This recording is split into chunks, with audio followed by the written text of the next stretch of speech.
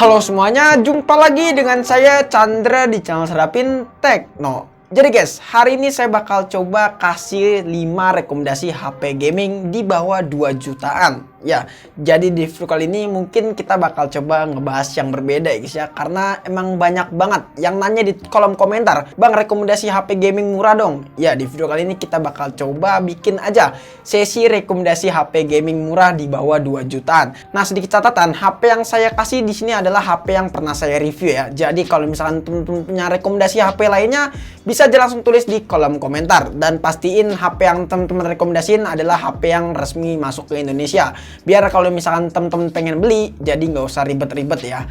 So, daripada kelamaan, langsung aja kita mulai videonya. Let's go!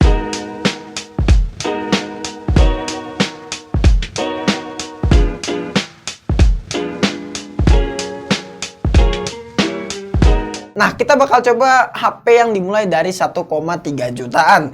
Ya, di posisi HP 1,3 jutaan ada si Infinix Hot 10 Play.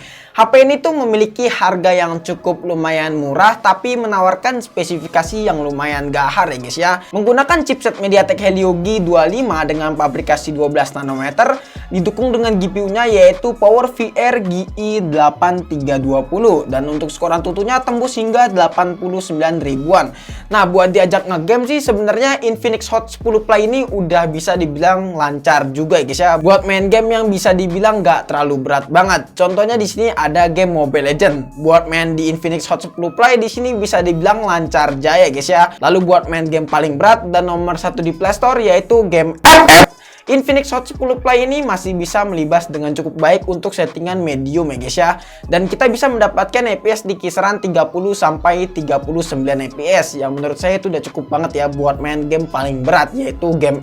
Nah, untuk layarnya sendiri Infinix Hot 10 Play ini memiliki resolusi 720p alias SD Plus aja dengan menggunakan panel IPS ya guys ya. Dan untuk pencerahannya bisa sampai 440 nits ya guys ya. Lalu untuk baterainya sendiri di sini memiliki kapasitas yang cukup gede yaitu 6000 mAh ya guys ya, dengan dukungan charging hingga 10 watt yang menurut saya ini udah standar banget ya untuk baterainya. Apalagi ini harganya cuma 1,3 jutaan aja ya, dimulai dari sekitaran segitu untuk masalah harganya. Dengan spesifikasi yang ditawarkan dari Infinix Hot 10 Play ini bisa dibilang menurut saya udah cukup oke banget kalau misalnya kita lihat dari spesifikasinya dan baterainya. Nah, untuk spesifikasinya dan detail harganya bisa lihat di tabel berikut ini.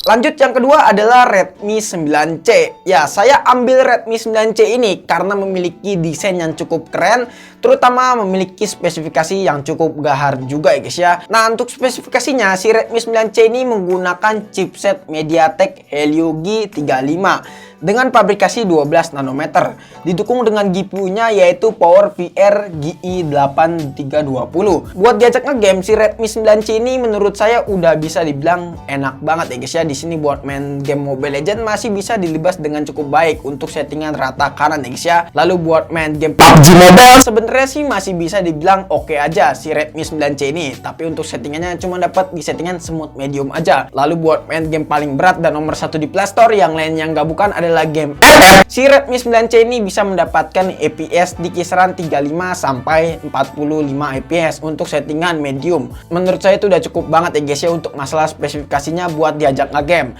Dan kalau misalkan buat main game Honkai Impact sebenarnya bisa aja, tapi buat main game Genshin Impact si Redmi 9C ini nggak bisa ya guys ya. Untuk review detailnya buat masalah game bisa aja cek di video di sebelah sini ya guys ya. Lalu untuk layarnya sendiri di sini memiliki resolusi 720p aja alias SD Plus dengan menggunakan panel IPS ya guys ya. Menurut saya udah standar banget. Terus juga untuk baterainya di sini berkapasitas 5000 mAh dengan dukungan charging 10 watt. Nah, menurut saya di sini ada kekurangannya yaitu masalah baterainya, cuman 5000 mAh aja. Ya, tapi ini nggak apa-apa karena menurut saya untuk spesifikasinya udah bisa dibilang gahar juga. Lalu untuk detail spesifikasinya dan masalah harganya bisa dilihat di tabel berikut ini ya guys ya. Lalu di posisi yang ketiga ada si Redmi 9, HP sang jawara kita ya guys ya. Nah, untuk spesifikasinya di sini emang bener-bener jawara banget si Redmi 9 dengan harga yang cukup lumayan miring ya guys ya. Apalagi sekarang harganya bisa dibilang agak sedikit turun si Redmi 9. Jadi ini kesempatan banget untuk teman-teman yang pengen beli Redmi 9 ini. Nah, untuk spesifikasinya si Redmi 9 menggunakan chipset MediaTek Helio G80 dengan 12 nanometer. Didukung dengan GPU-nya yaitu Mali G52 MC2. Menurut saya untuk spesifikasinya nggak usah ditanyakan lagi buat diajak ngegame ya guys ya. Di sini buat main game paling berat dan nomor 1 di Play Store yaitu game sampai capek saya bilangnya dari tadi main game terus aduh. Ya buat main game si Redmi 9 ini bisa mendapatkan FPS di kisaran 50 sampai 55 FPS untuk settingan rata kanan ya guys ya.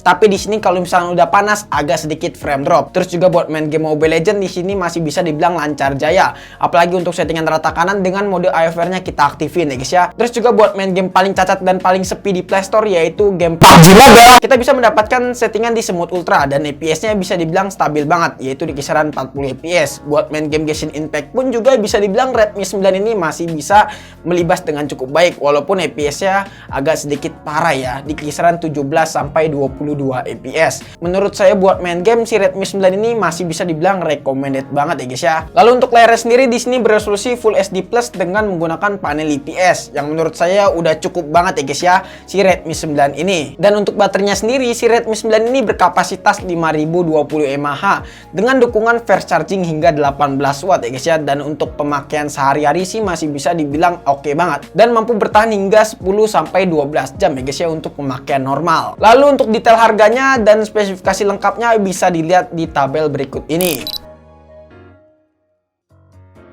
Lalu di posisi keempat ada si Poco M3. Kenapa Poco M3 bang? Nggak Redmi 9T? Karena Redmi 9T itu bisa dibilang harganya cukup lumayan tinggi. Cuman yang saya masukin di sini adalah Poco M3 aja. Karena untuk masalah spesifikasinya nggak jauh beda. Lalu untuk dapur pacunya, si Poco M3 ini menggunakan chipset Snapdragon 662 dengan pabrikasi 11 nanometer. Didukung dengan GPU-nya yaitu Adreno 610. Dan untuk skor Antutunya di sini bisa sampai di kisaran 175 ribuan ya guys ya. Yang menurut saya itu udah cukup standar banget. Nah, terus juga buat diajak ngegame, ya bisa dibilang nggak jauh beda dengan Redmi 9. Tapi kalau misalnya di atas kertas, kalau misalnya kita lihat dari FPS-nya, Redmi 9 lebih unggul ya untuk masalah FPS-nya ketimbang Poco M3 karena di situ menggunakan MediaTek Helio G80 ya guys ya kalau misalnya kita bandingin. Tapi sejauh ini buat pemakaian sehari-hari, Poco M3 ini masih bisa dibilang oke banget. Dan buat diajak ngegame sih sebenarnya masih bisa dibilang enak banget ya guys ya. Lalu untuk layarnya sendiri di sini menggunakan resolusi Full HD Plus dengan menggunakan panel IPS yang menurut saya udah enak banget ya layarnya si Poco M3 ini. Dan untuk kapasitas baterainya di sini memiliki kapasitas baterai 6000 mAh dengan dukungan fast charging hingga 18 watt ya guys ya. Lalu untuk detail harganya dan spesifikasi lengkapnya bisa dilihat di tabel berikut ini guys.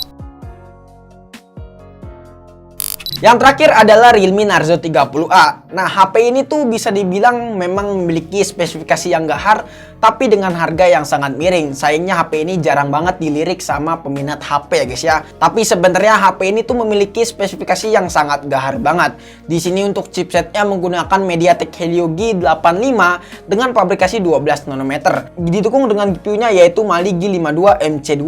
Nah, untuk skor Antutunya sendiri di sini bisa tembus di kisaran 205 ribuan. Buat diajak ngegame, si Narzo 30A ini bisa dibilang lancar banget. Di sini buat main game untuk settingan rata kanan kita bisa mendapatkan FPS di kisaran 55 FPS sama halnya dengan Redmi Note 9 ya guys ya.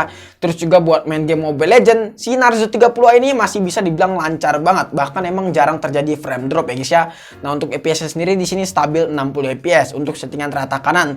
Dan buat main game PUBG Mobile di sini masih bisa dibilang lancar banget untuk settingan Smooth Ultra. Kita bisa mendapatkan FPS di kisaran 40 FPS. Tapi untuk masalah giroskopnya di sini di like karena Narzo 30A ini tidak memiliki sensor giroskop ya guys ya. Berbeda nggak kayak Redmi Note 9. Terus juga buat main game Genshin Impact masih bisa dibilang lancar banget Narzo 30A ini ya guys ya. Nah, tapi di sini ada kekurangan yaitu masalah layarnya. Di sini untuk layarnya sendiri beresolusi cuman 720p aja alias SD Plus dengan menggunakan panel IPS. Yang menurut saya harusnya dengan harga segini tuh bisa mendapatkan layar Full HD Plus karena mungkin di sini udah di-push untuk masalah chipsetnya. Tapi dengan layar segini buat main game sih sebenarnya enak aja, terutama buat main game PUBG Mobile, Mobile Legends, Genshin Impact. Tapi kalau buat main game paling berat dan nomor satu di Play Store yaitu game FF, percuma mau layarnya Retina display kayak AMOLED kayak Super AMOLED bakalan tetap aja burik, apalagi bikin sakit mata. Makanya sebelum main pakai install. Lalu yang saya suka adalah untuk masalah baterainya, yaitu memiliki kapasitas 6000 mAh dengan dukungan fast charging hingga 18 watt. Yang menurut saya ini baterainya benar-benar irit, apalagi layarnya cuman SD Plus aja. Lalu untuk masalah detail spesifikasinya dan masalah harganya bisa dicek di tabel berikut ini. Oke guys, itu dia kelima rekomendasi HP yang bisa saya berikan di video kali ini. Kalau misalkan teman-teman punya rekomendasi HP lainnya yang memiliki spesifikasi yang gahar dengan harga yang cukup miring, bisa aja tulis di kolom komentar. Karena HP yang saya kasih tahu di video kali ini adalah HP yang pernah saya review ya guys ya. Jadi kalau misalkan teman-teman punya rekomendasi lainnya, jangan sungkan-sungkan untuk tulis di kolom komentar ya guys ya. Dan untuk teman-teman yang pengen beli HP, semoga saya doain secepatnya teman-teman bisa beli HP guys ya. Saya doain semoga rezekinya makin lancar untuk teman-teman yang lagi ngidam pengen beli HP baru. Oke guys, mungkin cukup sekian video kali ini. Menurut teman-teman gimana? Apakah teman-teman punya pendapat atau mau punya pertanyaan? Jika teman-teman punya pendapat atau mau punya pertanyaan, bisa langsung tulis di kolom komentar. Kurang lebihnya mohon maaf jika ada kesalahan video ini. Terima kasih teman-teman sudah menonton video ini sampai habis. Jangan lupa follow Instagram kita di @admintekno jika teman-teman pengen nanya ataupun pengen DM kita. Dan jangan lupa juga join ke komunitas Telegram kita ya. Kalau misalkan teman-teman pengen join, untuk linknya ada di deskripsi. Chandra pamit, and see you next time in the video. Goodbye, dadah. Have a nice day.